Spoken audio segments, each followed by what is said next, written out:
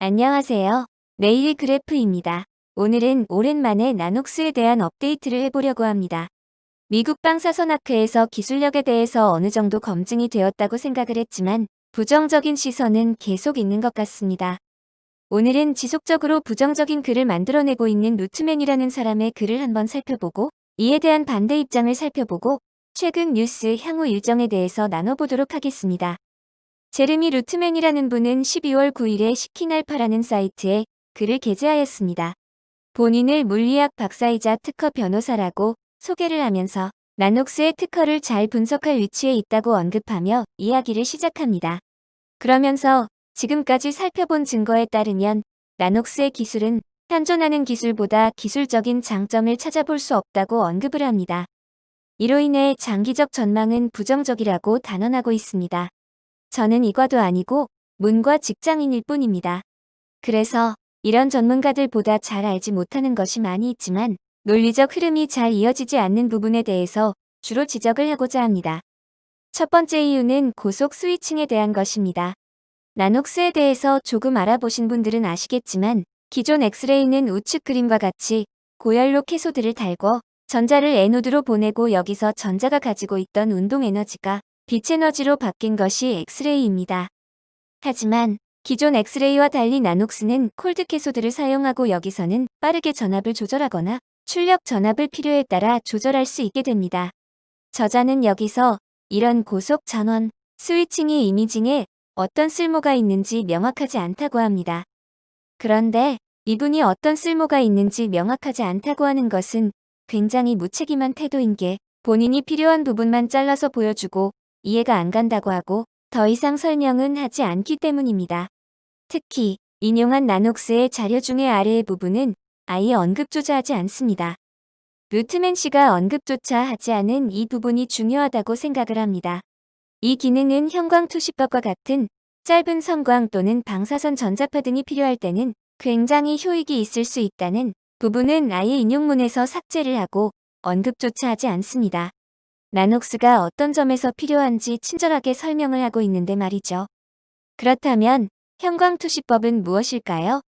형광투시법은 적은 양의 엑스레이 선을 쏘면 형광판에 찍혀서 바로 결과를 확인할 수 있는 방식입니다. 필름이나 따로 물질이 필요하지 않고 라이브로 장기를 볼 수 있다는 장점이 있습니다. 물론 이 방식은 화질이 떨어진다는 단점이 있습니다. 그래서 보통 식도, 위, 대장 소장의 움직임을 관찰하는 데 쓰인다고 합니다. 이런 장기들은 밀도가 굉장히 낮다고 합니다. 물이나 공기와 비슷합니다. 그래서 엑스레이 선을 쓴다고 하더라도 장기 자체를 보기 힘들어 조형제를 주입해서 움직임을 관찰한다고 합니다. 그런데 만약에 밀도가 굉장히 낮은 부분을 엑스레이 선의 강도를 조절하거나 저주파로 하여 관찰할 수 있다면 어떨까요? 물론 지금 나녹스가 형광투시법까지 가능하다는 이야기는 하지만 이론상은 가능할 수도 있기 때문에 나녹스 자료에 명시를 한 것이 아닌가 싶습니다. 적어도 루트맨이라는 분이 한 것처럼 독자들이 그 부분을 읽지도 못하게 하면서 쓸모없다고 이야기하는 것은 다를 것 같습니다. 아마 나녹스에 투자를 하시면서 나녹스 자료를 자세히 읽으신 분은 많이 없을 것 같습니다. 그런데 또 하나 논리의 비약은 나녹스의 고속 스위칭은 아무런 쓸모가 없다면서 나사가 개발한 몇천 배 빠른 저주파 엑스레이 소스는 어떤 이유로 언급을 하는지 더 이해가 가지 않습니다. 나사가 개발했다면 어디엔가 쓸모가 있기 때문이라고 생각할 수 있지 않을까요? 바로 위에서 갑자기 루트맨 씨는 엑스레이를 얘기하다가 CT에서조차 저 정도의 고속 스위칭은 필요가 없다고 이야기를 합니다. 그런데 조금 전 말씀드렸듯이 나녹스가 CT를 얘기한 적이 없습니다. 오히려 형광투시법을 이야기했었습니다. 나사는 무엇이라고 할까요? 루트맨 씨는 쓸모가 없는 것을 개발했다고 이야기를 하지만 나사는 다양한 활용 사례를 들고 있습니다. 형광투시법을 예시로 들고 있는 것은 당연하고 그 외에도 정밀하고 저주파 의료 메디컬 이미징에도 쓰일 수 있을 것이라고 언급을 합니다. 그 외에도 화학 소재 분석, 재료 식별, 각종 테스팅 등을 언급합니다. 루트맨 씨가 말한 아무런 쓸모 없다는 이 고속 스위칭이 사실은 우리가 상상할 수 없을 만큼 다양한 곳에서 쓰일 수 있는 가능성도 있지 않을까요? 대놓고 아무것도 안 된다고 하면 시작할 수 있는 일이 많지 않습니다. 나녹스가 이 기술을 대량 양산할 수 있다면 쓰임새는 더 생기지 않을까요? 루트맨 씨의 또 다른 주장은 나녹스가 사용하는 튜브의 수명이 길 수 없다는 것입니다. 그러므로 나녹스가 주장하고 있는 100만 명 이상의 환자를 스캔할 수 있다는 것은 말이 안 된다는 것입니다. 그 근거로 그러한 내용이 지금까지 실생활에서 증명되었거나 나녹스 특허에 나와 있지 않다는 것입니다. 마찬가지로 나녹스에 대한 이해도가 높지 않은 것으로 보입니다. 나녹스의 핵심 기술은 MEMS라는 칩입니다. 이 칩상에는 나노스핀드라는 금속 팁을 사용하고 칩상의 일정한 간격으로 배열이 되어 있는 구조이고 팁상에서 균일하게 송출이 되기 때문에 우측의 기존 카본 나노튜브보다 수명이 길 가능성이 있습니다. 반도체 칩이기 때문에 SK 하이닉스의 공정은 충분히 도움이 될 수 있을 것으로 보입니다. 기존 기술을 토대로 수명이 길지 않을 것이라고 결론을 내어버리는 이유가 무엇일지 궁금합니다. 이외에도 다양한 주장이 있지만 눈여겨볼 필요성을 많이 느끼지 못했습니다. 기존의 나녹스를 비판했던 시트로는 살펴볼 가치가 거의 없었던 것 같지만 머티워터스는 자료 제작에 상당한 공을 들였던 것으로 기억을 합니다. 그 보고서 자체를 읽는 게 재미있었고 흥미로웠지만 이 루트맨이라는 분의 글 자체가 읽기가 너무 어려웠던 것 같습니다. 흥미가 있으신 분은 살펴보셔도 좋겠지만 독해 자체가 너무 어려울 것 같습니다. 루트맨 씨는 나녹스의 큐브와 치과용에서 빈번히 쓰이는 덴탈 엑스레이를 비교하고 있습니다. 둘 다 100불짜리 아니냐는 너무나 단순한 논리로 접근하며 평가절하하는 것 같습니다. 흥미로운 것은 나녹스 측의 입장을 꾸준히 대변해온 블로거도 있습니다. 본인이 나녹스에 투자를 했다는 점도 명확히 밝히고 굉장히 글을 읽기 편하게 써주시기도 했습니다. 이분이 쓴 글을 보면 흥미롭게도 루트맨이라는 사람은 나녹스에 대한 위키피디아 글도 쓰다가 벌써 2번 거절되었다고 합니다. 나녹스가 본인의 회사도 아닌데 도대체 왜 위키피디아까지 가서 나녹스에 대한 글을 쓰는 것일까요? 루트맨은 본인의 트위터에서는 꾸준히 그리고 왕성하게 나녹스를 평가절하하고 있습니다. 특이한 것은 제 유튜브 채널에까지 와서 나녹스 기술에 대한 실사 내용을 보라고 홍보를 하고 있습니다.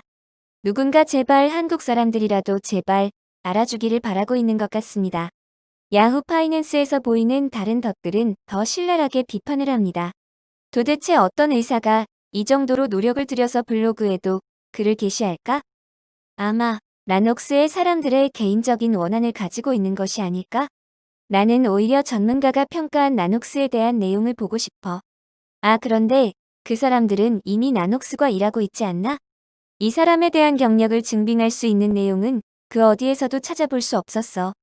그 누구도 나녹스 이사회 멤버급의 경력을 가진 사람은 없어라고 말하고 있습니다. 정도는 차이가 있겠지만 공감이 가는 내용입니다. 루트맨 씨가 운영하는 홈페이지에 가보니 이미 한국어로 된 홈페이지를 구비해 놓고 있습니다. 제가 지난번에 갔을 때는 한국어 페이지는 없었던 것 같은데 나녹스 사건 이후 한국인 고객들이 올 것이라고 기대를 하는 것일까요? 우리 팀이라는 한국말도 굉장히 인상적입니다. 5명의 인력을 갖춘 소규모 특허 사무소 같습니다. 하지만 나녹스로 인해 굉장히 유명한 전문가로 알려지고 있습니다. 우측에 보시면 주소도 나와 있습니다. 이스라엘에 있고 이 루트맨 씨도 이스라엘 사람입니다. 구글맵을 통해 저 34번가 주소도 가보니 생각보다 크지는 않은 소형 건물이 눈에 띕니다. 어떤 인상을 받으셨는지는 독자 여러분 판단에 맡기겠습니다. 루트맨 씨와 란 대표가 구면일 수도 있겠다는 상상을 해봅니다. 루트맨 씨의 글 내용을 아주 자세히 보지는 않았지만 논리적 비약이 심하고 결론은 이미 정해놓고 글을 썼다는 인상을 받았습니다. 결론은 하나이고 그 어떤 자료를 들이밀어도 그 결론을 바꿀 것이라는 생각은 들지 않습니다. 하지만 적어도 머디워터스 보고서만큼의 정성도 전문성도 느껴지지 않았습니다. 하버드 대학교 물리학과에서 우등 졸업을 했다고 하는데 뜬금없이 방사선에까지 갑작스럽게 관심을 가지는 이유는 무엇일까요? 크게 관심을 가질 만한 내용은 아닌 것 같습니다. 시트로는 이미 숏 보고서를 내렸고 머디워터스는 다시 가격이 올라온 이후로 추가로 언급은 없습니다. 아무런 목적 없이 저런 보고서를 작성할 리는 없을 것 같습니다. 아마 앞으로도 계속 이런 공격이 있을 것으로 보이는데 이런 자료에 이의비하기보다는 나녹스에 대한 자료를 더 읽어보고 공부를 하시는 것도 좋을 것 같습니다. 최근에 큐어아이라는 회사에 대한 기사가 나왔습니다. 아스트라제네카와 폐암 진단에 대해서 협업을 한다는 내용입니다. 이 협업을 통해 큐어아이의 프로그램을 활용하는데 이 프로그램은 이미지를 통해 폐암을 AI로 진단한다는 내용입니다. 신기하게도 이 큐어아이는 올해 4월 나녹스와 협업을 한 회사이기도 합니다. 나녹스를 통해서 굉장히 많은 이미지를 제공받는다면 큐어아이의 AI 및 머신러닝이 더욱 향상되고 결국 이 생태계는 선순환으로 돌아가지 않을까 생각을 해봅니다. 아직 나녹스의 싱글소스에 대한 미국 식약청 소식은 없지만 1분기일 수도 있다고 했으니 여유롭게 기다릴 생각입니다. 마지막으로 제 이전 영상에 드랙님이라는 분께서 장문의 글을 올려주셨는데 꼭 한번 읽어보시면 좋겠습니다. 거기에 연관된 다른 글도 굉장히 유용했습니다. 드랙님, 다시 한번 감사의 말씀을 전합니다. 오늘은 여기서 마치도록 하겠습니다. 오늘도 들어주셔서 감사합니다.